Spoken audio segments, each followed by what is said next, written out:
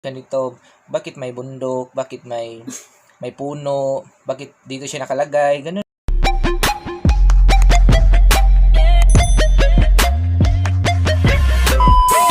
What's up mga kapawk? This is your boy again. Ang nag-iisang pawk ng pamilyang ito. So today, this is a 25 facts about me.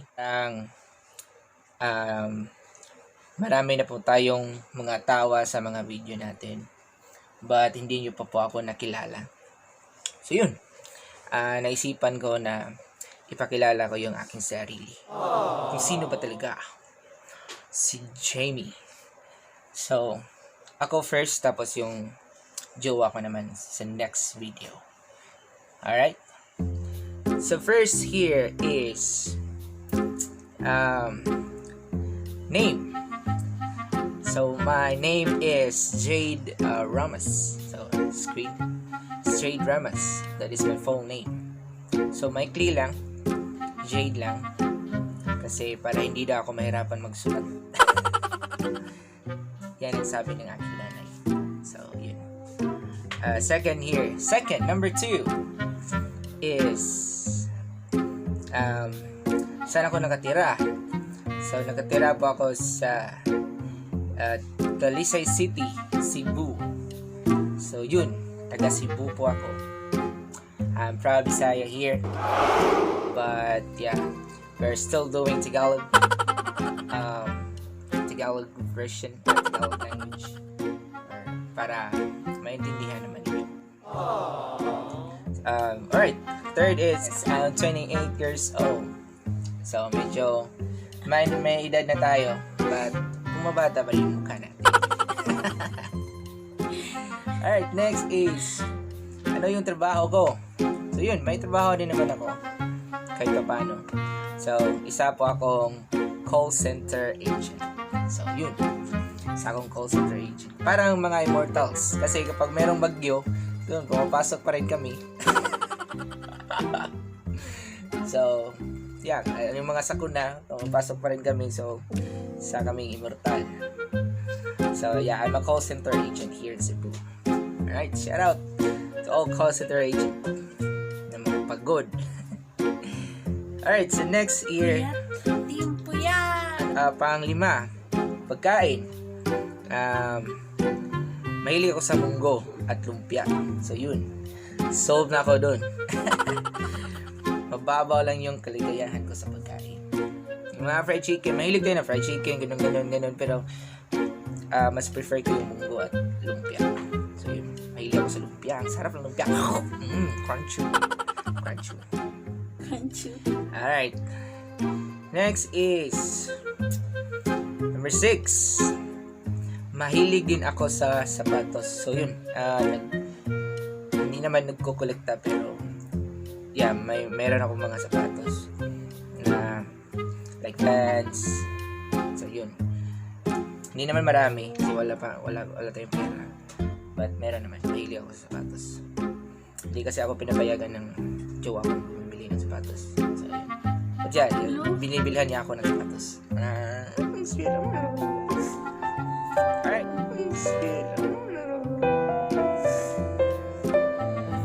alright, number 7. Mahilig akong kumanta. So yun, mahilig akong kumanta, mag-karaoke. So next, number 8 is mahilig akong mag-gitara. So marunong akong mag-gitara same time. So some sort of basic chords lang. So basic lang, hindi marunong lang, hindi magaling. Number 9. So yeah, since meron kaming motor, so kinahiligan namin na mag-rides. So soon, abangan ninyo na meron tayong motovlog. So ililibot ko kayo sa Cebu para makikita naman ninyo kung gaano ba kaganda ang Cebu. So yun. So yeah, I'm so excited sa motovlog natin kasi ngayon hindi pa pwede kasi merong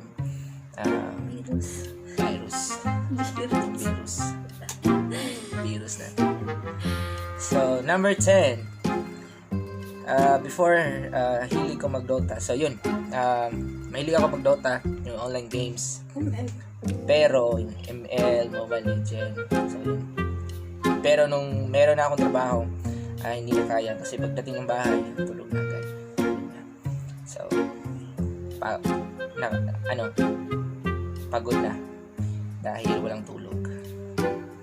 Next, number 11. Mahilig akong kumain ng street food. Alright, street food. Like kwek-kwek, tempura, yun, mga street food. Lahat ng street food. So, yan, na-miss ko nang kumain ng street food. Sarap. Alright, number 12. Mahilig akong mag-ukay-ukay.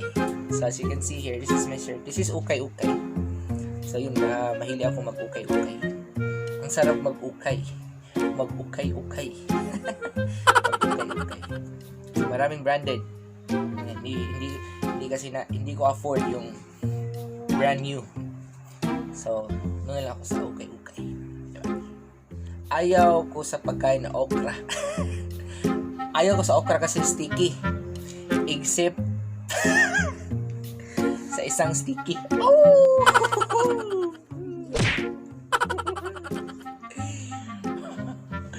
Alright.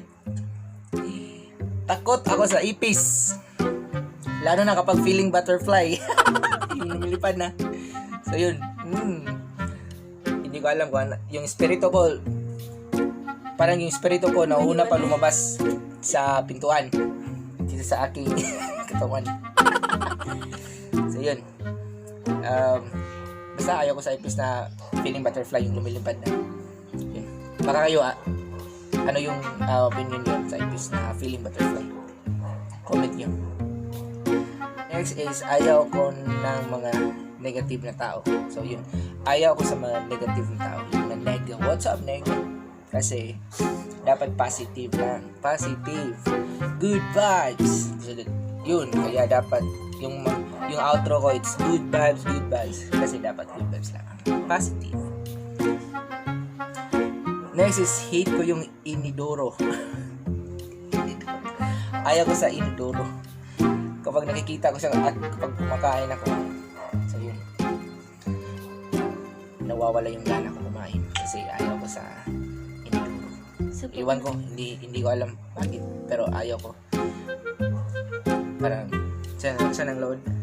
Susuka. Oo, susuka ako sa inidoro.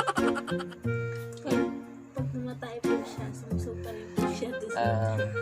Tapos, next here is, palaging lumilipad yung isip ko. So yun, iniisip ko kasi yung mga bagay na imposible na maging posible. Palagi lumilipad isip ko. Ano yung mga pumapasok sa isipan ko, like for example, nagbabiyahe kami tapos ganito, bakit may bundok, bakit may puno, bakit dito siya nakalagay, ganun. Lumilipad na naman ang isip ko. Para bang amoy na sa kalangitan. Sa tuwing simumayan. Ganun ako mag-isip. Kaya iba ako mag-isip. Hindi ako paki-alamero. So, wala akong paki. Kung nag-aaway kayo dyan, bahala kayo sa buhay ninyo. Kasi, it is like, I'm wasting my time na iisipin ko pa kayo na bakit kayo nag-aaway. Except kung kaibigan ko, yun, bibigyan ko ng oras kung bakit. Ganun. Pero, pag hindi naman gaano ka-close, so, bahala na kayo sa buhay nyo. Yun, madaldal ako. Ang daldal ko, kapag sa trabaho, yung katabi ko, yun, surrender. Kasi, ang daldal ko raw, ang daming topic. Ganito. So, yun. Easy-go-lucky person. So, yun. Easy-go-lucky, ano yun? Yung, wala lang. Go with the flow. Go with the flow lamang kung ano yung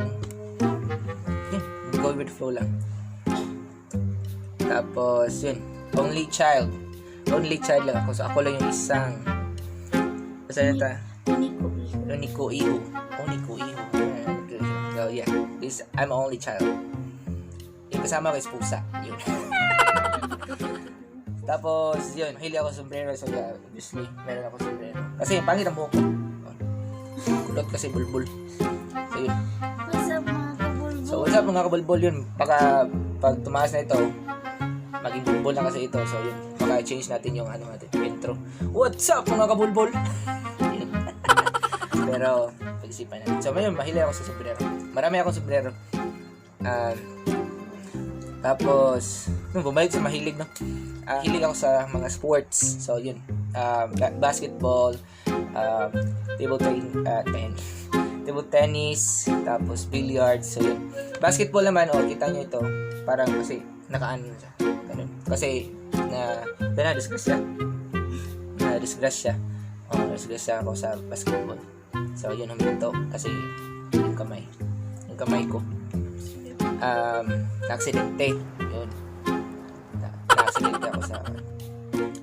Mahilig ako manood ng mga UFO na palabas. So, yun. Going back doon sa palaging lumilipad isip ko. So, yun. Gusto ko yung UFO kasi parang ano sila ba? Kanang hindi pa, wala pa kasing proof. Masyadong ito yung proof na ito yung mukha ng UFO. Ganun. So, yung mga treasure. So, ganun.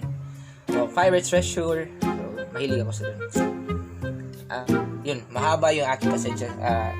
This is from my girlfriend sa jowa ko. Mahaba daw yung aking pasensya.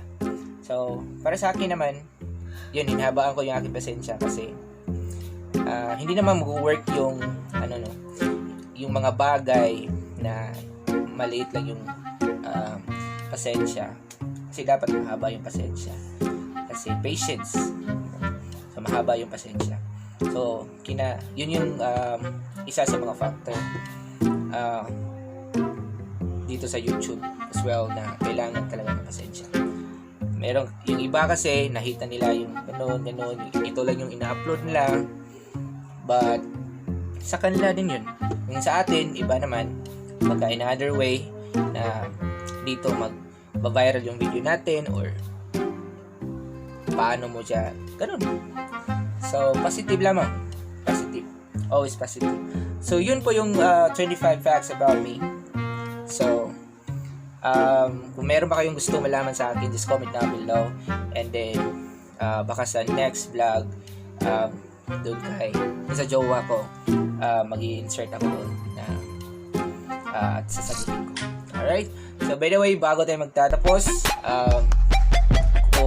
huwag niyong kalimutan subscribe, click notification bell para po updated kayo sa aking vlog, araw-araw, buwan-buwan, semana-semana. Alright, so dito na lang, magtatapos na po itong video and 3, 2,